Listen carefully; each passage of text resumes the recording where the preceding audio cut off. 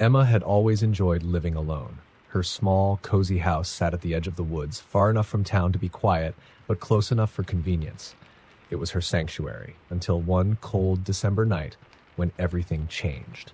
The snowstorm started earlier than predicted, blanketing the world in white. Emma decided it was the perfect evening to settle in with a cup of tea and a new thriller novel. The wind howled outside, rattling the windows, but she was used to it. The isolation never bothered her. She even found it comforting. At around 10 p.m., she noticed the first odd thing. The motion-activated porch light flickered on.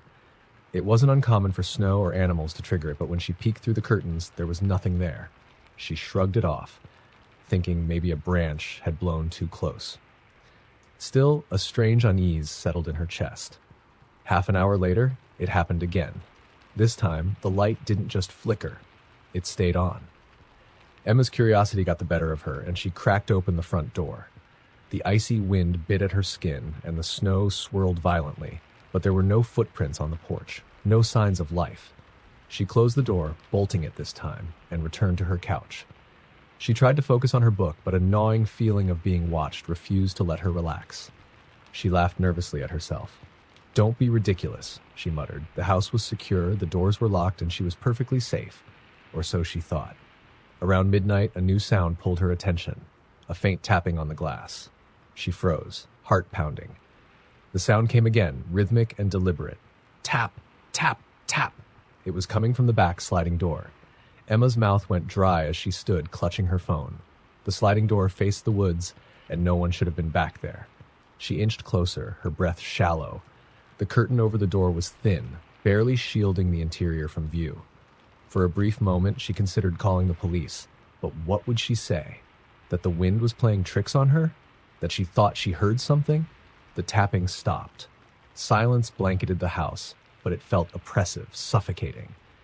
Emma's hand hovered over the curtain. Against her better judgment, she yanked it aside in one swift motion. Nothing, just the dark expanse of the snow-covered backyard. She let out a shaky laugh, relieved and annoyed at herself. "Stop spooking yourself," she whispered. She was about to turn away when something caught her eye. Faintly etched into the frost on the glass was a handprint. Large, too large to be her own. Panic surged through her. She grabbed a knife from the kitchen and her phone, dialing 911 as she backed away from the door. Before the call connected, the power went out. The house plunged into total darkness. Her only source of light was the faint glow of her phone screen. 911, what's your emergency? The operator's calm voice was a lifeline, and Emma clung to it. "There's someone outside my house," she whispered. "They're trying to scare me." "Stay on the line," the operator instructed. "Officers are on their way." Emma nodded, even though the operator couldn't see her. She retreated to the living room, knife trembling in her hand. Her breathing was loud in her ears, her pulse racing. Then she heard it, a creak from the floorboards upstairs. Her blood ran cold. She hadn't gone upstairs all evening. She barely dared to breathe, hoping she'd imagined it. But the sound came again, louder this time. Someone was up there. "Someone's in the house," she whispered into the phone. "Stay calm, find a place to hide and lock the door," the operator instructed. Emma crept to the pantry, easing the door shut behind her. She stifled her sobs, listening intently. Heavy footsteps descended the stairs. Whoever it was, they weren't trying to be quiet anymore. The deliberate pace sent a clear message. They wanted her to know they were coming. The footsteps stopped in the living room, just feet from where she hid. She could hear the faint, raspy sound of their breathing. Her phone screen lit up the pantry, and she quickly turned it face down, praying the light wouldn't give her away. "Miss, are you still there?" The operator's voice whispered through the phone. The pantry door rattled. Emma dropped the phone, clapping a hand over her mouth to muffle her scream. The door handle twisted slowly at first, then violently. The thin wood splintered under the force, and a face appeared in the gap. A pale, hollow-eyed man with a crooked grin. Emma didn't think. She lunged forward with the knife, slashing blindly. The man howled, staggering back, but the door gave way completely. He grabbed her arm, his grip like iron, but she stabbed again, this time sinking the blade into his shoulder. He released her with a guttural scream. She bolted from the pantry, slipping on the hardwood floor as she ran for the front door. The storm outside was a blur of white, but she didn't care. She flung open the door, screaming for help. Blue and red lights painted the snow as a police car pulled into her driveway. The officers rushed toward her, guns drawn. Behind her, the man staggered out of the house, bleeding and wild-eyed. He didn't get far before he was tackled to the ground. Later, Emma learned he had been watching her for days, lurking in the woods, studying her routines. The police found a collection of knives, rope, and duct tape in his car. She never stayed in that house again. Jenna moved into her new apartment with the excitement of starting fresh. It was an older building, but the rent was affordable, and it had a charm she couldn't resist. The place came partially furnished, and one of its most striking features was a massive antique mirror in the hallway. The silver-framed glass stood taller than her, with intricate carvings that seemed to twist and writhe under the right light. The mirror unnerved her, but she left it in place, convincing herself it added character to her home. At least, that's what she told herself. Her first night there, she couldn't sleep. Every creak of the floorboards and groan of the pipes sounded amplified in the dark, empty space. Around 2 a.m., she got up for water and instinctively glanced at the mirror as she passed it. Her reflection was there, as expected, but something was off.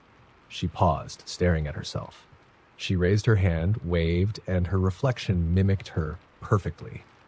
Still, she couldn't shake the feeling that it had moved just a fraction too late. Shaking it off as exhaustion, Jenna went back to bed. Over the next few days, strange things started happening. She would hear faint whispers in the hallway, so soft they were almost inaudible. At first, she thought it was her neighbors through the thin walls, but the more she listened, the clearer it became. The whispers weren't coming from the walls. They were coming from the mirror.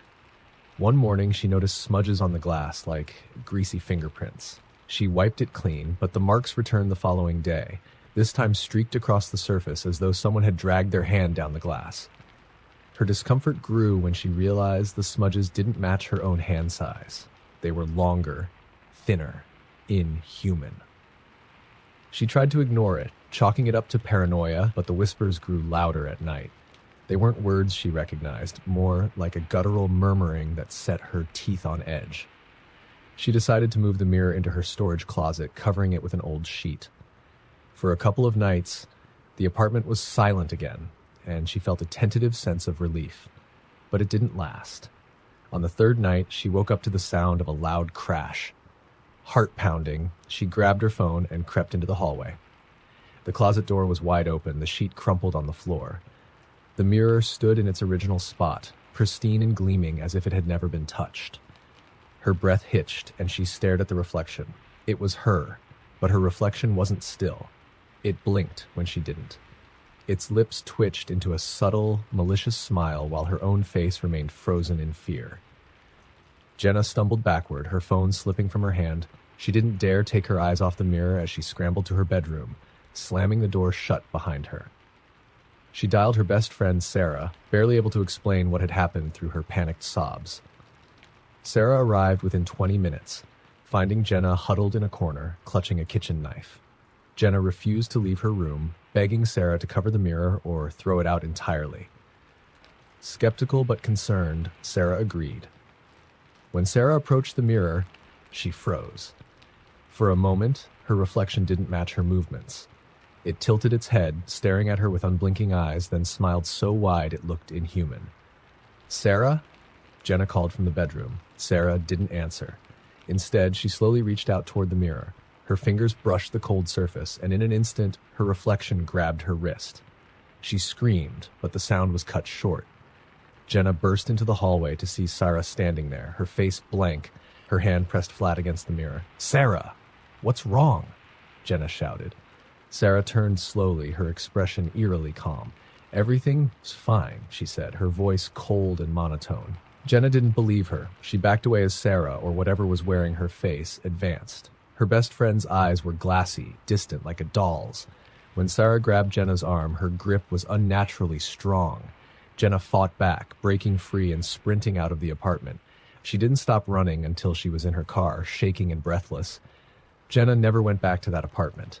She learned a few weeks later that the next tenant reported the same eerie experiences. Whispers, smudges, and a sense of being watched. No one knows where the mirror came from or why it was left behind. But one thing is certain, the reflection never truly belongs to you. The old apartment building on 9th Street had a reputation. The rent was cheap and the location was great, but one floor stood abandoned, the third. Tenants whispered about strange things, flickering lights, phantom footsteps, and shadows darting past the windows. The landlord dismissed it all as rumors, claiming the third floor was closed for renovations. But the truth was, no one dared live there. Aiden moved in on a cold November evening. He was new in town and didn't know about the building's history. He only cared that his unit on the second floor had big windows, hardwood floors, and rent that wouldn't bankrupt him. The third floor stories didn't even reach him until his second night. He was unpacking boxes in the living room when he heard it, the sound of heavy boots pacing above him. Thud, thud, thud. He froze. The landlord had been clear, no one lived on the third floor. He grabbed his broom, banging it against the ceiling. The footsteps stopped. Satisfied, he went back to unpacking. But an hour later, it started again. This time, it was louder, more deliberate. Aiden grabbed his phone and texted the landlord. "Hey, thought the third floor was empty? Someone's stomping around up there." The reply came quickly. "No one's up there. Call me if it happens again." Annoyed but tired, Aiden brushed it off and went to bed. Around 3 a.m., he woke to the sound of creaking floorboards. It wasn't pacing this time. It was slow, deliberate movement, like someone dragging something heavy across the floor. He listened, heart pounding, as the sound traveled from one end of the ceiling to the other. Then it stopped, directly above his bed. Aiden held his breath, staring at the ceiling. He could swear he heard faint breathing. He grabbed his phone and turned on the flashlight, pointing it upward, as though it would reveal something through the plaster. The sound stopped as suddenly as it had started. He didn't sleep the rest of the night. The next day, Aiden confronted the landlord, who assured him the floor was locked and no one had access. But the landlord's nervous eyes and tight-lipped answers only made Aiden more suspicious. That evening, Aiden decided to investigate. He found the stairwell leading to the third floor blocked by a rusted chain and a "Do Not Enter" sign. A lock dangled from the chain, but it wasn't secured. Someone had already undone it. Pushing the chain aside, Aiden ascended the stairs, flashlight in hand. The air grew colder with each step, and the smell of mildew and dust thickened.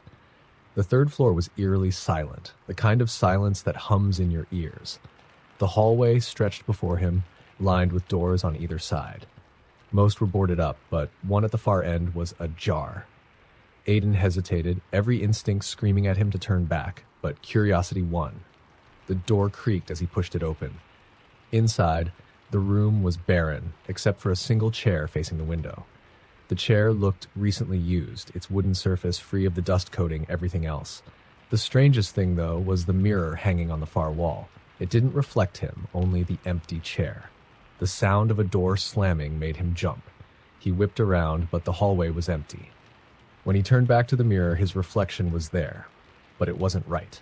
The Aiden in the mirror didn't have a flashlight. Instead, his hands hung limp at his sides, and his face was twisted in an expression of sheer terror.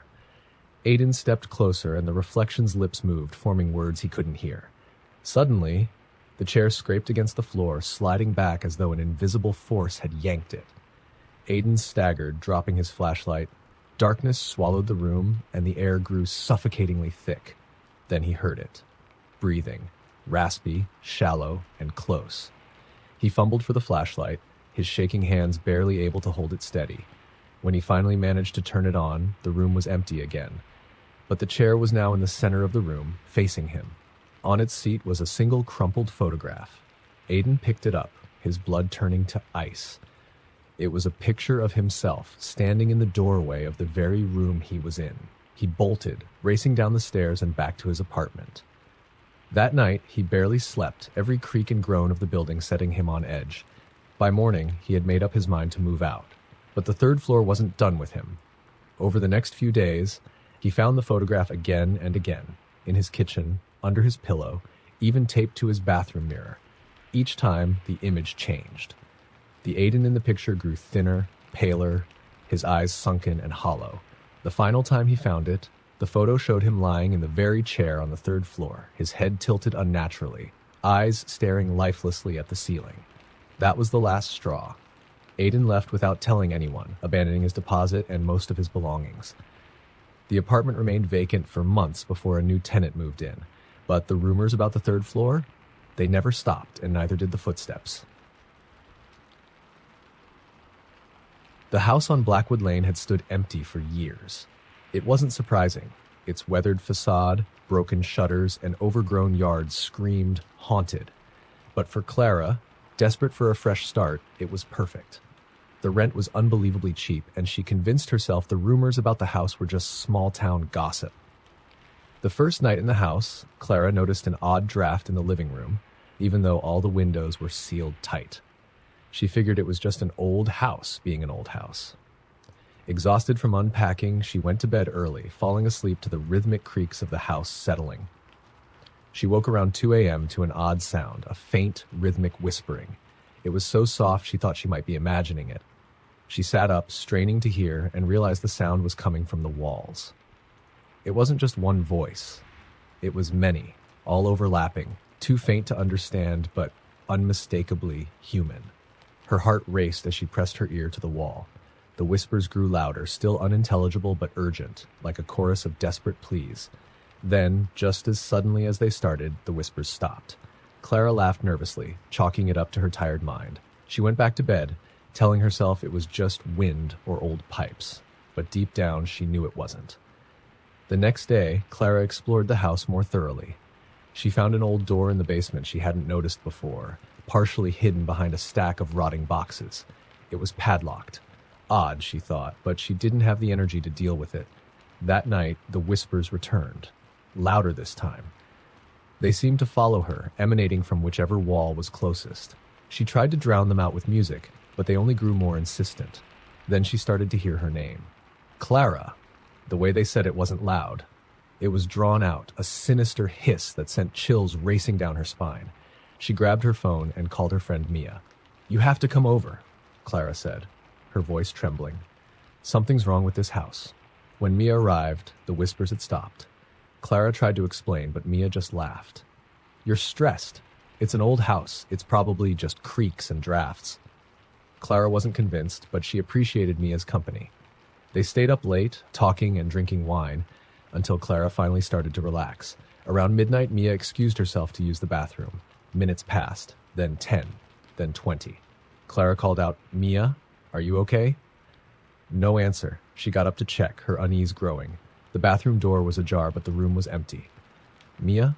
Clara called again, her voice trembling. She searched the house, but her friend was nowhere to be found. Panic surged through her. She grabbed her phone to call Mia, but the call went straight to voicemail. And then from the walls, she heard it. "Clara, where is she, Clara?" The voice wasn't faint anymore. It was loud and distinct, and it wasn't alone. The walls seemed to groan under the weight of the voices now, dozens of them, all chanting her name. "Clara! Clara! Clara!" She screamed, backing into the corner of the living room. The air grew thick, oppressive, and cold. The whispers crescendoed into a deafening roar, and then, as if a switch had been flipped, silence fell. In the quiet, Clara heard a faint scraping sound coming from the basement. Shaking, she grabbed a flashlight and crept downstairs. The old door with the padlock stood slightly ajar, though she knew she hadn't touched it. The scraping noise grew louder as she approached. It sounded wet, like something dragging across the concrete floor. Clara pushed the door open, her flashlight beam cutting through the darkness. What she saw made her knees buckle. Mia was there, her body twisted and limp, her vacant eyes staring at Clara. But Mia wasn't alone. Shadowy figures surrounded her, their hands and faces pressed against the walls, melting into them as though they were part of the structure. Their mouths moved, whispering soundlessly, their hollow eyes fixed on Clara. She turned to run, but the basement door slammed shut, locking her in. The figures began to crawl from the walls, their bodies elongating unnaturally, their limbs too long and too thin. One of them reached for her, its bony fingers brushing her arm. "Stay with us," it rasped. Clara screamed, her voice joining the cacophony of whispers. She didn't remember how she escaped the basement, only that she woke up the next morning in her car, parked miles away from the house. The police found no sign of Mia, and they didn't believe Clara's story. The house on Blackwood Lane was boarded up again, left to rot. But Clara knew the truth. The house wasn't haunted, it was alive, and it was always hungry. Erin had always prided herself on being a good judge of character. When she moved into her new apartment, the first thing she noticed was how quiet the building was. It was a welcome change from the chaos of her previous place. Her neighbor, Mrs. Grayson, lived in the unit next to hers. Erin only saw her once during the move. A frail woman in her late 70s, with a kind smile and eyes that seemed too sharp for her age. She keeps to herself, the landlord had said. She's been here forever, quiet as a mouse. Erin liked quiet. She figured they'd get along just fine. For the first few weeks, life was uneventful. She occasionally heard soft humming through the shared wall, but it was soothing like an old lullaby. Mrs. Grayson didn't come out much, and Erin respected her privacy. One night around 11 p.m., Erin heard a faint knocking. It was slow and rhythmic, 3 taps, a pause, then 3 more. She assumed it was coming from Mrs. Grayson's unit. Maybe she needed help. Erin knocked back gently on the wall. "Are you okay, Mrs. Grayson?" she called out. No answer. The knocking stopped. The next day, Erin decided to check on her neighbor. She baked some cookies and knocked on Mrs. Grayson's door. No response. She waited a moment, then knocked again. This time, the door creaked open slightly. "Mrs. Grayson?" Erin called. The apartment smelled faintly of lavender and something metallic, like rust. She peeked in, hesitant. The living room was neat, almost obsessively so. Everything had a place. The knickknacks were perfectly aligned on the shelves, and the cushions on the couch were plumped just right. But there was no sign of Mrs. Grayson. "Sorry for intruding," Erin muttered, backing away. She closed the door, leaving the cookies on a small table in the hallway. That night, the knocking returned. Louder this time. 3 sharp raps, a pause, then 3 more. Erin pressed her ear to the wall. The humming was back too, but it sounded off. The tune was slower, heavier, almost mournful. "Mrs. Grayson?" Erin called again. "Do you need help?" The humming stopped. A voice, raspy and faint, whispered through the wall. "Let me out."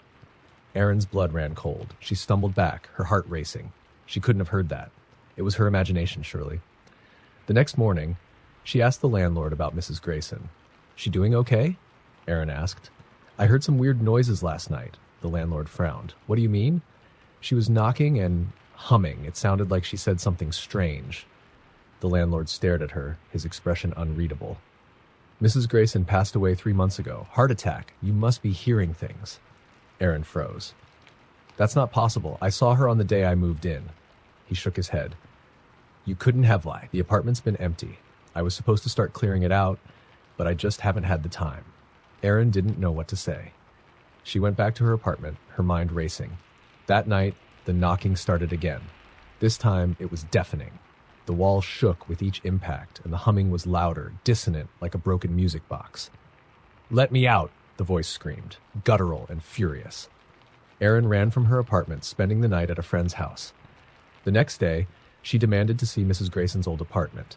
The landlord reluctantly agreed, unlocking the door for her. The air inside was stale, and the lavender smell was gone, replaced by a sickly sweetness that made Erin gag.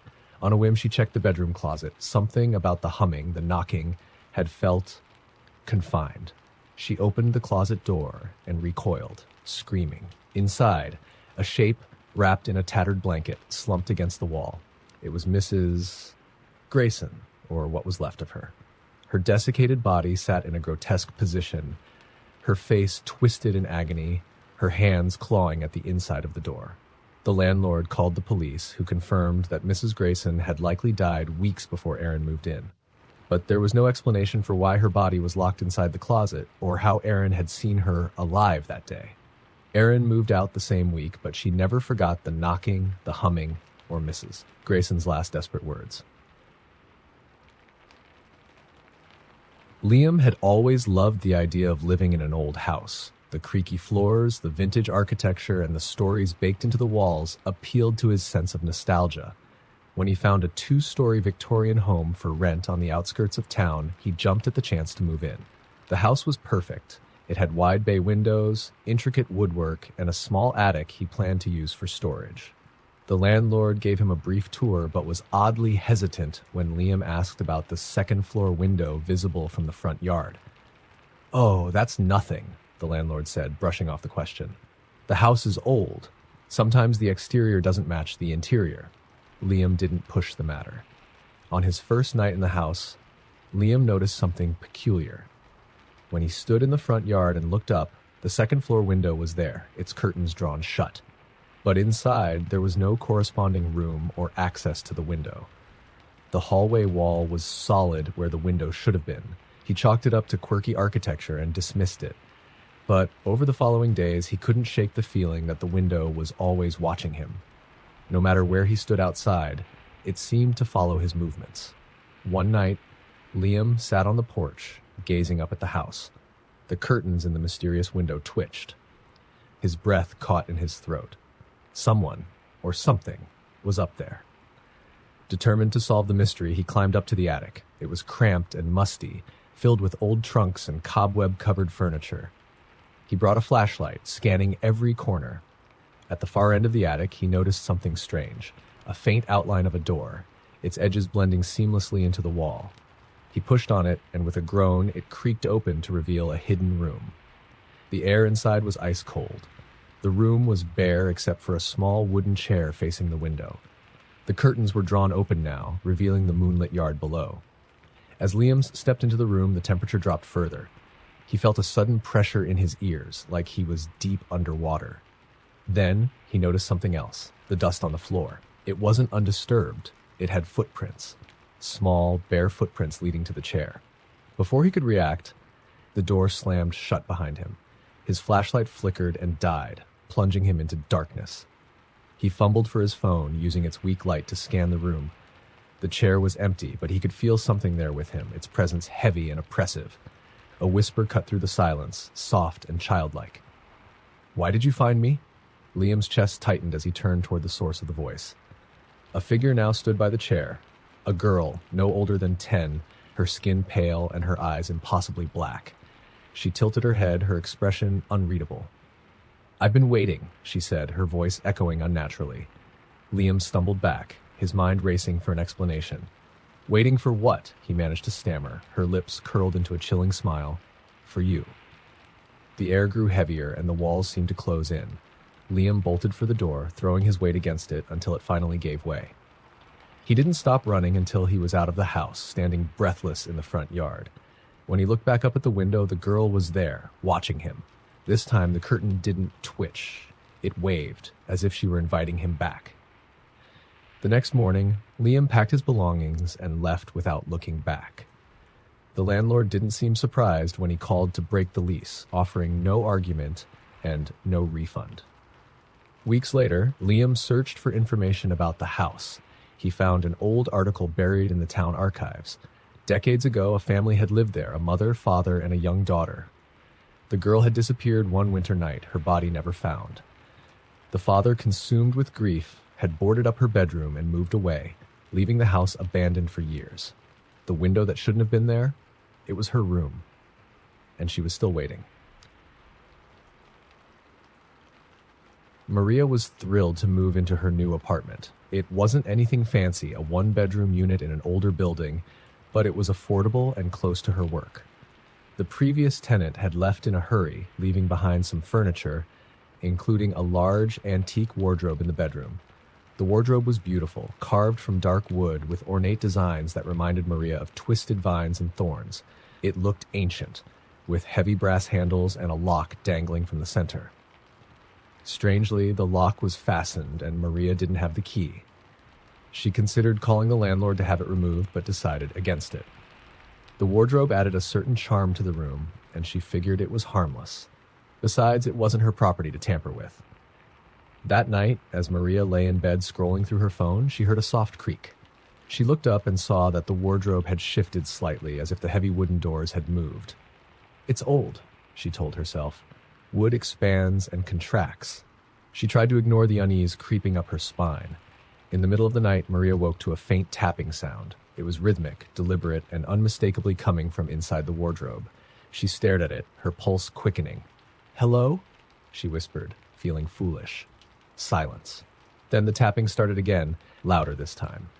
She grabbed a flashlight from her bedside drawer and cautiously approached.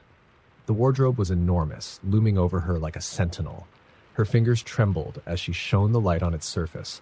The carving seemed to writhe in the dim glow, and the tapping stopped abruptly, leaving the room eerily quiet. "Just my imagination," Maria muttered, retreating to her bed. The next morning, Maria decided she couldn't live with the locked wardrobe anymore.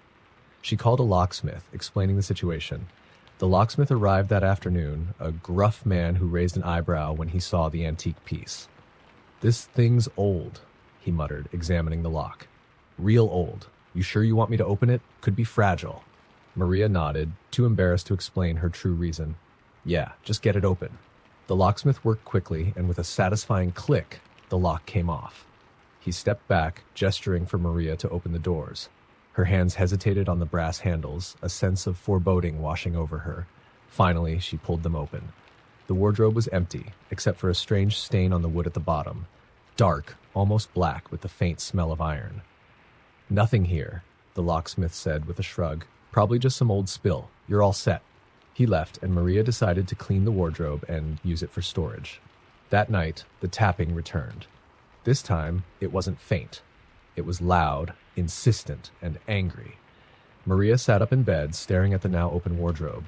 The doors creaked slightly, as if someone were inside, pressing against them. "Who's there?" she whispered, her voice barely audible. The tapping stopped.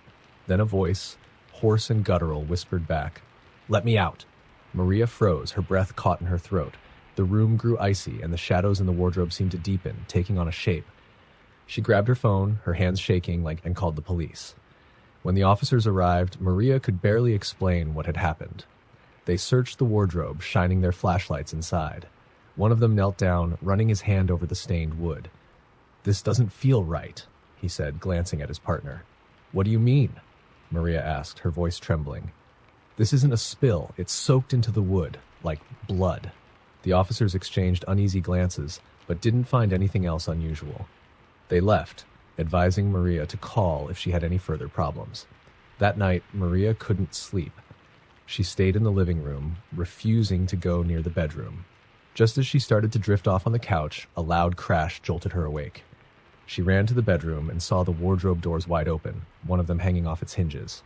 Inside, the darkness seemed alive, swirling and pulsating as a figure emerged, a tall, gaunt silhouette with empty, hollow eyes and unnaturally long fingers. Its mouth twisted into a grotesque grin as it stepped out, its head tilting unnaturally to the side. "You opened the door," it rasped. "Now you're mine." Maria screamed and bolted from the apartment, leaving everything behind. She never returned, breaking her lease and moving in with a friend. The landlord, furious about the damage, entered the unit weeks later to inspect it. When he looked inside the wardrobe, he found it intact, its lock securely fastened, as though it had never been opened. But the stain on the wood was darker now, and if you pressed your ear to the wardrobe, you could still hear the faint tapping. Emma had never liked sleeping alone, but when her boyfriend went out of town for work, she had no choice. Their apartment was small but cozy, with thick curtains that blocked out the city lights and a bed that felt safe in its soft embrace. She told herself it was only 3 nights. She'd manage. The first night started innocently enough. She watched a movie, double-checked that the doors were locked, and climbed into bed. But as she lay there, staring at the ceiling, she felt watched. It wasn't coming from the window or the door. It was closer, like someone was just out of sight. Emma dismissed it as nerves, turned off the light, and fell asleep. She woke around 3 a.m., her throat dry. Reaching for the glass of water on her nightstand, she froze. From beneath the bed, she heard a soft rustling sound. It was faint, like fabric shifting against the floor. She held her breath, straining to listen, but the noise stopped. Telling herself it was nothing, Emma turned on her bedside lamp and peeked under the bed. Nothing. Just the dark void beneath the frame and a few stray socks. She laughed nervously, feeling foolish, and went back to sleep. The second night, Emma woke again at 3 a.m. This time, it wasn't the rustling that woke her. It was a whisper. A low, almost inaudible voice calling her name. Emma. Her blood turned to ice as she bolted upright. She turned on the lamp, her heart hammering in her chest. The room was silent, but she could feel it. Something was wrong.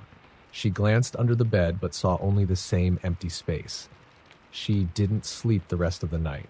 By the third night, Emma was exhausted. She tried to convince herself it was all in her head. Stress, she muttered, pacing the living room. Just stress. When she finally went to bed, she left the light on. She closed her eyes, trying to ignore the growing dread. It didn't take long for the whispering to return. Emma, I see you. She snapped awake, her eyes darting around the room. The light flickered, dimmed, and went out, plunging her into darkness. The air grew heavy, and the whispering continued, louder now. Emma, you can't hide. Her chest tightened as a deep, guttural growl echoed from under the bed. She scrambled to her feet, backing against the wall, her hands shaking. The growling grew louder, more feral, and then silence. For a moment, there was nothing but the sound of her own ragged breathing. Then, slowly, impossibly, a hand emerged from under the bed. It was long and pale, with fingers that stretched too far and nails that gleamed like knives. It clawed at the floor, pulling something up. A face followed, elongated, eyeless, with a mouth that split too wide and dripped with something black and viscous. It grinned at her, tilting its head as it crawled fully into view. Found you, it rasped. Emma screamed, bolting from the room and slamming the door behind her. She grabbed her phone, dialing her boyfriend with trembling fingers. Please, she sobbed when he answered. Something's in the apartment. I'm not crazy. He calmed her as best he could, promising to call a friend nearby to check on her. But as Emma waited, the whispers started again, this time from the other side of the door. Emma, you can't run. The door creaked open, the room beyond filled with darkness deeper than the night. The last thing Emma saw before everything went black was the creature's grin, its long fingers reaching for her. Emma's boyfriend returned 2 days later to find the apartment empty. Her phone was on the kitchen counter, the bed was neatly made, and the lights were all off. The only thing out of place was a faint, wet trail leading from the bed to the door, and a whisper that seemed to linger in the air. Emma? Jess and her roommate, Clara, were thrilled to move into their new apartment. It was a spacious two-bedroom unit in an old building downtown with high ceilings, vintage moldings, and huge windows. The landlord had even thrown in a fresh coat of paint, making the place feel bright and welcoming. But as they unpacked, Jess began to notice something odd. The apartment had a strange acoustics issue. No matter where she stood, she could hear faint sounds, soft, rhythmic, like breathing. She chalked it up to the old building, where thin walls often betrayed the lives of neighbors. The first night, Jess lay in bed, staring at the ceiling. The breathing noise was louder now, a steady inhale and exhale that seemed to come from everywhere.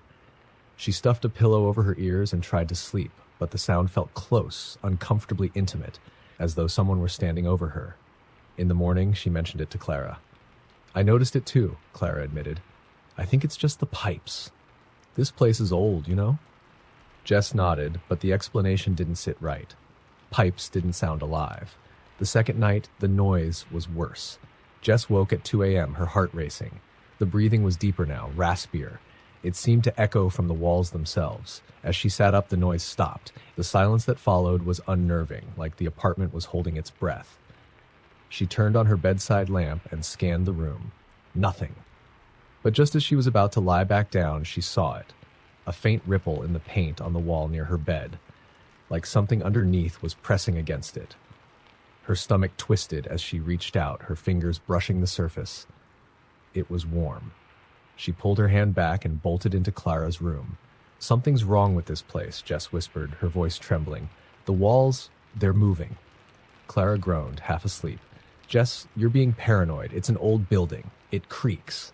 Jess didn't argue, but insisted on sleeping on Clara's floor that night.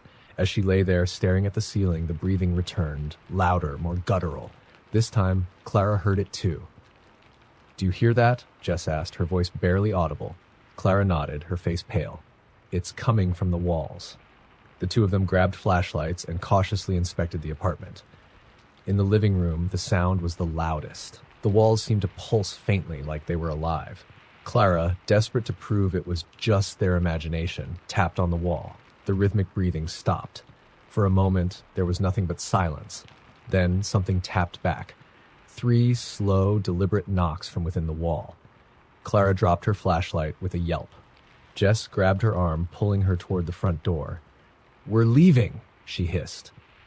But before they could reach the exit, a low, guttural growl reverberated through the apartment. The walls began to ripple, bulging outward as if something massive was trying to push its way through. Cracks appeared in the paint, revealing what looked like slick, blackened flesh underneath. A voice, deep and unnatural, echoed through the room. "You can't leave. You're part of it now." The apartment seemed to close in on them, the walls bending and warping. A dark, oozing substance began to seep from the cracks, and the breathing grew deafening like a beast awakening. Jess and Clara ran to the door, yanking it open and stumbling into the hallway. They didn't stop until they were outside, gasping for air under the streetlights. The landlord didn't believe their story, but he was annoyed enough by their frantic demands to break the lease. A week later, as they packed their remaining belongings, Jess noticed something chilling. The apartment was eerily quiet now, no breathing, no rippling walls, but as she grabbed the last box, she saw something carved into the wood near the baseboard. "We were here first." Jess and Clara moved far away, but Jess could never shake the feeling that something was watching her. Sometimes late at night, she'd hear the faint sound of breathing, even in her new place. And every so often, she'd swear the walls pulsed.